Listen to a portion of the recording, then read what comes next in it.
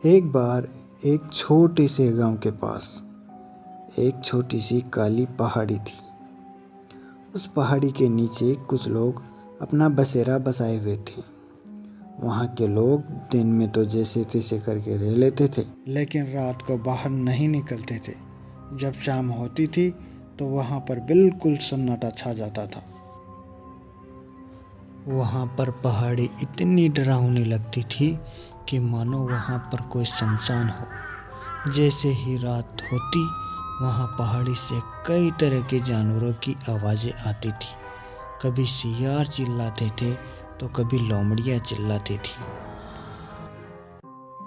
उस पहाड़ी के बीच में एक घाटी थी जहाँ एक विशाल पीपल का पेड़ था। वहाँ के बुजुर्ग लोग कहा करते थे कि इस पीपल के पेड़ में कई बुरी आत्माओं का वास है। वहाँ पर अकेला कोई नहीं जाता। एक बार की बात है, एक बुजुर्ग आदमी वहाँ पर दोपहर के समय में भेड़ बकरियाँ चरा रहा था। वह अक्सर वहाँ बकरियाँ चराने जाया करता था। एक दिन वहाँ पर कोई नहीं था सिवाय उस बूढ़े आदमी और उसकी बकरियों के। वह बूढ़ा आदमी एक बड़े से पत्थर के ऊपर बैठकर चिलमपान कर रहा था और उसकी बकरियां उसके सामने पीपल के पेड़ के नीचे चर रही थी। बूढ़े आदमी को अचानक से कुछ चिल्लाने की आवाज़ आई। बूढ़ा आदमी चौंक गया और आसपास देखने लगा, परंतु वहाँ पर कोई नहीं था सिवाय उसके और उसकी बकरियों के। वह खड़ा होकर अपनी बकरियों को देखने लगा। तभी वहाँ पर उसकी 2 बकरियां मरी पड़ी थी। बूढ़ा आदमी डर गया और ज़ोर ज़ोर से लोगों को आवाज़ें देने लगा, लेकिन डर के मारे वहाँ पर कोई नहीं गया। वह बूढ़ा आदमी चलते चलते गांव के लोगों के पास आ गया और उसने गांव वालों को बकरियों से जुड़ी सारी बात बता दी। गांव वालों ने कहा, चलो चलकर देखते हैं। लेकिन जब गांव वालों के साथ वहां पर जाकर देखा तो वहां पर उसकी एक भी बकरी नहीं थी।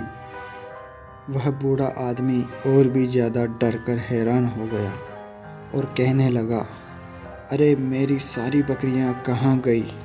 गांव वाले भी हैरान हो गए और उन्होंने कहा कि तुम यहाँ पर बकरियां क्यों चराते हो? कहीं और जगह पर भी तो चरा सकते हो। क्या तुम्हें पता नहीं इस पीपल के पेड़ के बारे में? बूढ़े आदमी ने कहा, मैं तो अक्सर यहाँ पर बकरियां चराने आया करता था, लेकिन कभी ऐसी घटना नहीं घटी। पर न जाने आज क्यों ऐसे हो गया।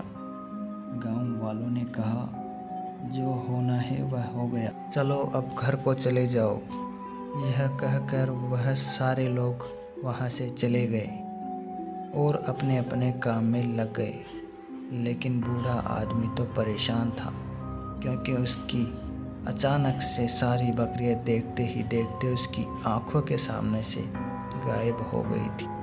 बूढ़ा आदमी परेशान होते हुए सो गया और जब सुबह हुई तो बूढ़ा आदमी वहीं पीपल के पेड़ के नीचे लेटा हुआ था। जब गांव वालों ने उसके घर जाकर देखा तो वहां पर बूढ़ा आदमी नहीं था। गांव वालों ने सोचा कि शायद वह अपनी बकरियों को खोजने के लिए पीपल के पेड़ के पास गया होगा। गांव वालों ने पीपल के पेड़ के पास जाकर देखा तो वह बूढ़ा आदमी पेड़ के नीचे लेटा पड़ा था। गांव वालों ने उसे जाकर देखा तो उसकी मृत्यु हो चुकी थी। गांव वाले भी हैरान हो गए और कहने लगे, हे भगवान, ये क्या हो गया? और वहाँ से उस बूढ़े आदमी को अपने साथ ले आए। तब गांव वालों के मन में और भी ज़्यादा डर पैदा हो गया। तभी से लेकर आज तक उस पीपल के पेड़ के नीचे कोई भी नहीं गया। लेकिन एक दिन उस गांव के कुछ युवा लोगों ने मिलकर सोचा कि हम यहाँ पर ऐसे डर कर आखिर कितने दिन गुजारेंगे, हमें कुछ तो समाधान करना ही होगा। और फिर गांव के कुछ युवा लोग इस रहस्य का पता लगाने के लिए एकजुट हो गए। वह हिम्मत करके उस रात पहाड़ी पर चले गए। कुछ लोग पहाड़ी पर चले गए और कुछ लोग पीपल के पेड़ के पास जाकर बैठ गए। वह रात भर हिम्मत करके बैठे रहे। फिर जब रात के तकरीबन 3 बज रहे थे तभी उनके सामने एक प्रतिक्रिया नजर आई। उन युवकों को ऐसा लगा कि यहाँ पर कोई है जो जानबूझकर लोगों को डराने की कोशिश करता रहता है। युवक एक साथ मिलकर फिर से ढूंढने में लग गए। कुछ देर ढूंढने के बाद युवकों ने एक आदमी को रंगे हाथों पकड़ लिया और उसके साथ 2 आदमी और थे जो एक बड़े से पत्थर के पीछे छिपे बैठे थे। उन्हें ढूंढने में सुबह हो गई और जब सुबह उन आदमियों को देखा तो वह कोई आत्मा नहीं बल्कि उस गांव के ही लोग थे जो जानबूझकर तरह तरह की आवाज़ें निकालकर गांव वालों को डराया करते थे। वह चोर थे। वहां आने जाने वाले लोगों को डरा कर लूट लिया करते थे।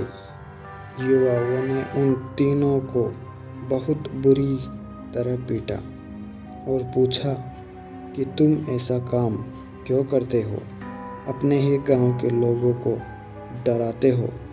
उन तीनों चोरों ने कहा, हम यहाँ भेड़ बकरियाँ चुराते हैं और बिना किसी को भनक लगे उसे बाज़ार में बेच देते हैं और उस बूढ़े आदमी की बकरियों को भी हम ही ने चुराया था।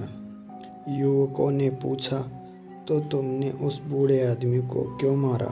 उन तीनों चोरों ने कहा कि उस बूढ़े आदमी ने हमें बकरियां चुराते हुए देख लिया था, इसलिए मजबूरन हमें उसे मारना पड़ा। और फिर गांव के युवकों ने उन तीनों चोरों को पुलिस के हवाले कर दिया। गांव का सारा डर दूर हो गया और वहां के लोग खुशी खुशी अपना जीवन जीने लगे।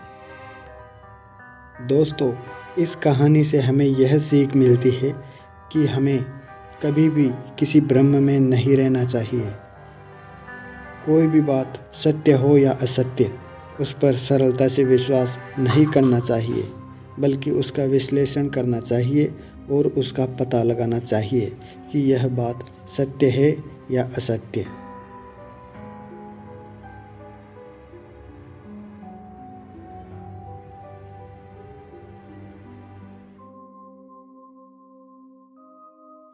दोस्तों, उम्मीद करते हैं यह कहानी आपको रोचक लगी होगी।